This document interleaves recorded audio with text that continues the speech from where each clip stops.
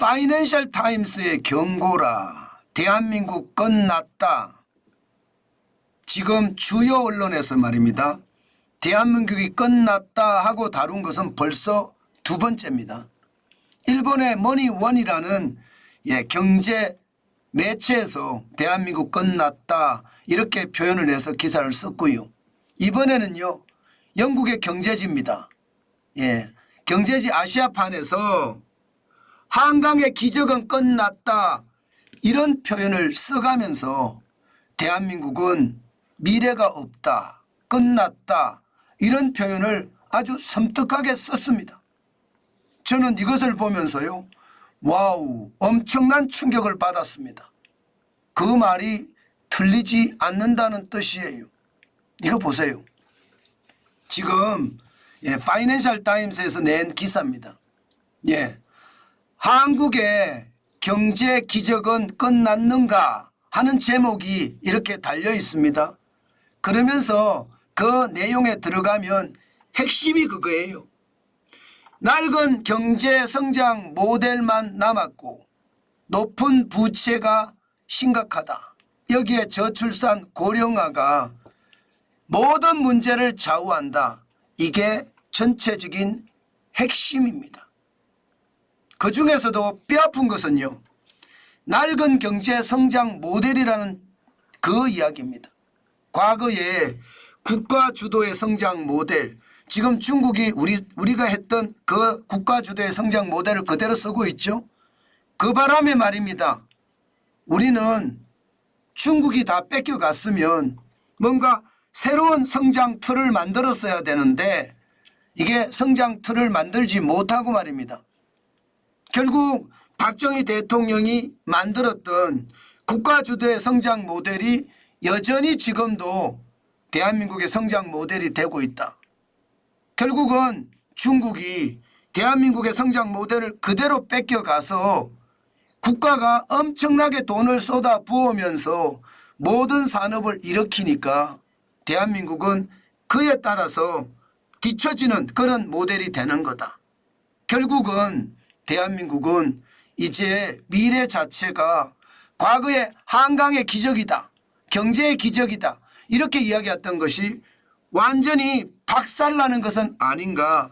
지금 FT라고 이야기하는 파이낸셜 타임스에서 그렇게 분석하고 있다는 뜻입니다. 저는 이 말이 여러분 우리 사회에는요 엄청난 경고라고 생각을 합니다. 지금 한 번, 두 번도 아니고요. 대한민국이 끝났다 하는 이야기는 계속해서 말입니다.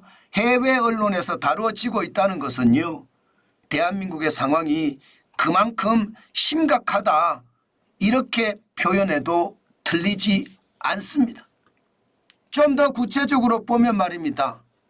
과거의 대한민국은 1970년대만 하더라도 8%씩 9%씩 성장했다 이거예요.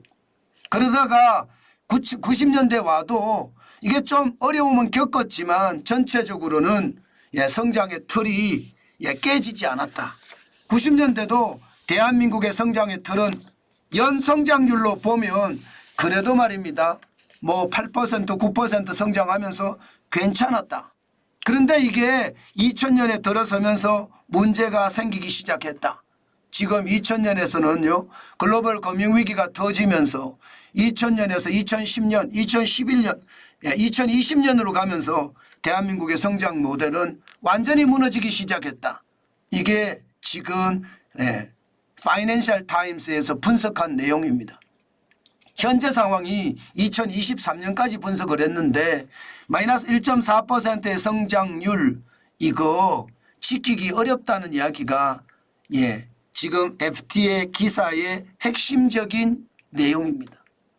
그동안 대한민국은요 저렴한 인건비, 저렴한 어떤 전기료 이런 것이 토대가 돼서 대한민국의 성장률을 이끌었는데 과연 그 저렴한 인건비나 혹은 저렴한 에너지원이 과연 현재도 지켜지고 있는가?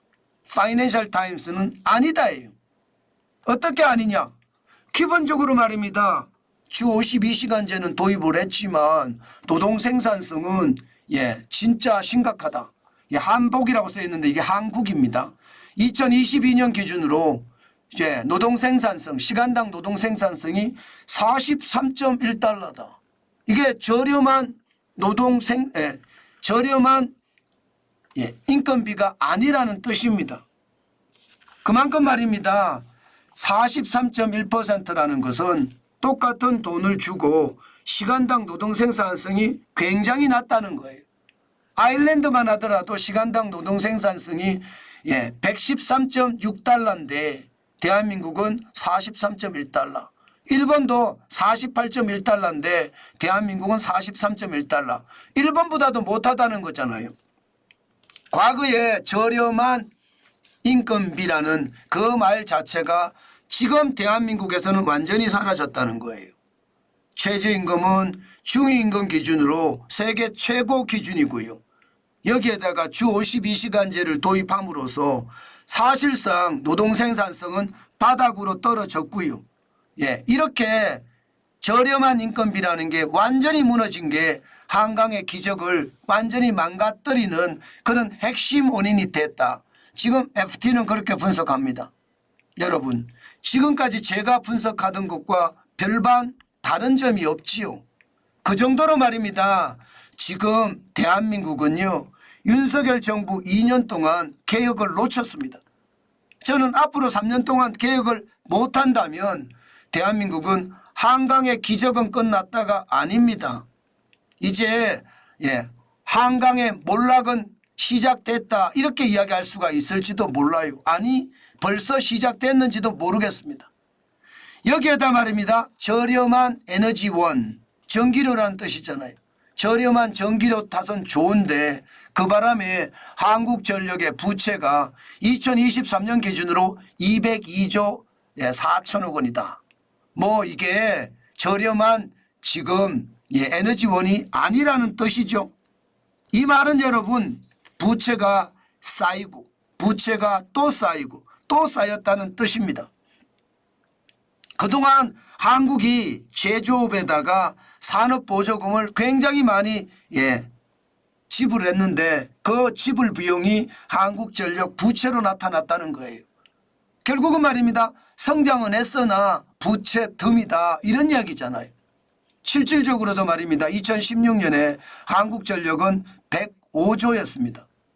지금은요 202조 4천억 원. 여러분 한 기업의 부채가 202조 4천억 원이면 이게 말이 됩니까? 이거는 이미 기업이 아니라고 이야기할 수가 있겠죠. 이게 민간 기업이면요 10번이 아니라 100번은 망했습니다. 아니 1000번은 망했을 겁니다. 그런데 지금 얼마나 심각한지 저는 보여주는 지표라고 생각을 하고요. FT가 이렇게 저렴한 인건비와 저렴한 전기, 에너지원이 이제는 사라졌다. 그렇기 때문에 한국 경제는 끝났다. 이렇게 분석하는 것 제가 봐서는 틀리지 않는 것 같습니다. 그만큼 FT는요 아주 세밀하게 분석을 했다는 뜻입니다. 게다가 말입니다. 지금 반도체 메가 클러스터에 대한 신규 투자 계획에 대해서도요 FT가 이게 굉장히 냉소적으로 썼습니다. 지금 반도체 메가 클러스터에만 하더라도 총 투자 금액이 622조 원인데 이거 과거의 모델 그대로 답습해서 하는 것은 아니냐. 미국에다가도 공장을 짓고 일본도 공장을 짓고 중국도 공장을 엄청나게 짓는 상태에서 지금 한국이 반도체 메가 클러스터에 622조라는 삼성전자가 남사 파운드리에 360조, 원산 메모리 SK 하이닉스입니다. 122조, 평택 시스템과 파운드리 삼성전자가 120조, 기흥 R&D 메모리 파크에 삼성전자가 20조, 전체가 622조인데 이조차도 국가가 저는 밀어붙여서 결국은 삼성전자가 투자를 했다. 이 자체도 어떻게 생각하면 충격이 될 수가 있다 이렇게 이야기하거든요. 이것은 어떻게 생각하면 충분히 설득력이 있는 이야기입니다. 그렇지만 여기서 우리가 하나를 절대 간과해서는 안 되는 부분은 있습니다. 무슨 얘기냐? 파이낸셜 타임스의 아시아판, 파이낸셜 타임스의 어떤 소유주가 일본입니다. 일본이기 때문에 이 기사가 사실은요, 일본의 어떤 입장에서 기사가 써졌다는 것을 감안을 해보면 반도체 메가 클러스터에 대한 부정적인 입장은 뭐 일본의 어떤 상황을 제대로 반영해서 이야기했다, 이렇게도 이야기는 할 수가 있습니다. 그렇지만 중요한 것은 전 세계가 반도체에 과잉 투자를 하기 때문에 삼성전자나 SK하이닉스가 여기에 몰아서 투자하는 것 위험하다고 지적한 것은 어느 정도 이해가 된다, 저는 그렇게는 봅니다. 중요한 것은요, 과거에 국가 주도의 어떤 성장 모델을 그대로 답습하는 게 문제다. 지금 FT, 파이낸셜 타임스는 바로 이 부분을 지적하고 있는 겁니다. 게다가 말입니다, 대한민국이 가장 핵심이라고 지금까지 이야기해 왔던 것, 국가 전략 기술 말입니다. 2012년에는 120개를 선정을 해서 이거 1등 전략을 썼다. 이게 어디서 많이 들어보던 말이죠. 중국이 제조 2025를 내세워서 첨단 기술의 분야까지 세계 1등을 제패하겠다, 이 말하고 참 비슷한 말입니다. 그래서 우리는요, 실제 세계 1위를 2012년에서 2019년까지는 뭐 연도별로 좀 다르긴 하지만 36개까지 세계 1위를 만들었습니다. 그런데 2020년 현재 이게 4개밖에 없다는 거예요. 4개. 다시 말해서 대한민국이 뭔가 성장의 모멘텀을 만들어서 새로운 성장의 틀을 만들었어야 되는데 그렇지 못하고요, 국가 전략 기술조차도 지금 세계 1위의 어떤 상황이 쭉쭉쭉쭉 떨어졌다는 이야기가 되는 건가요? 저는 이것이 말입니다, 결국 한강 기적을 완전히 끝내는 그런 이야기다, 이렇게도 해석한다는 뜻입니다. 저는 파이낸셜 타임스가 이렇게 아주 지독하게 쓴 내용은요, 어떻게 생각하면 한국에는요, 이게 반면교사 삼아야 됩니다. 이거 정신 바짝 차려야 됩니다. 저는 그렇게 생각해요. 그만큼 말입니다, 대한민국의 상황은 절체절명의 순간이다, 그렇게 이야기할 수 있다는 뜻입니다. 게다가 말입니다, 인구마저도 줍니다. 그리고 또 그것도 말입니다, 세계의 최악이에요. 0.72명, 0.78명, 이게 지금 대한민국의 합계 출산율이거든요. 그렇게 되면 여러분 5천만 명이 붕괴되는 것은 시간 문제고요. 생산 가능 인구는요, 2017년 현재 3,757만 명에서요, 2027년이 되면 3,508만 명, 심지어 2067년이 되면 1,784만 명으로 줄어든다는 게 지금 통계청의 분석입니다. 50년 내에 생산 가능 인구가 52.5%, 1973만 명이 준다는 뜻입니다. 여러분도 알다시피 생산 가능 인구 1%가 감소를 하면요, GDP, 그러니까 국내 총생산이죠, 감소가 마이너스 0.59%나 떨어집니다. 그만큼 말입니다, 인구가 줄면 경제도 망가진다, 그런 이야기거든요. 바로 이 부분도 파이낸셜 타임스는 정확하게 지적을 하고 있습니다. 지금 지적 자체를 보면요, 진짜 충격적이다, 그렇게 이야기합니다. 지금 2025년경에 파이낸셜 타임스는요, 한국의 생산 가능 인구가 2398만 4천여 명으로 확 줄어든다는 거예요. 그렇기 때문에 한강의 기적은 더 이상 없다, 이제는 대한민국이 멸망할 길만 남았다, 이렇게 이야기하는 것과 진배 없다고 생각합니다. 그만큼 충격적이라는 이야기죠.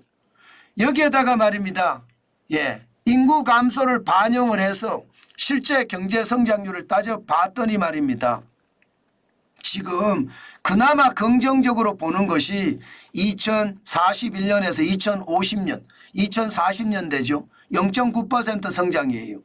2050년대는 0.8%, 2060년대는 0.7%. 그나마 여러분 긍정적으로 본 거예요. 왜? 국회 예산처와 한국은행이 봤기 때문에. 일반적으로 말입니다. 해외에서 분석한 것을 보면 말입니다. 특히 파이낸셜 타임스에서 분석한 것을 보면 2030년대는요 0.6%까지 떨어진다고 했습니다. 지금 한국은행에서 분석한 것은 1.5%잖아요. 더 많이 떨어지고요. 2040년대는 급기야 마이너스 0.1%까지 떨어진다 이렇게 이야기합니다. 마이너스 0.1%까지. 그러면 2050년대나 2060년대는 어떻게 되겠습니까? 더 떨어지는 게 현실이 되겠죠. 당연히 더 떨어지는 게 현실이 될 겁니다.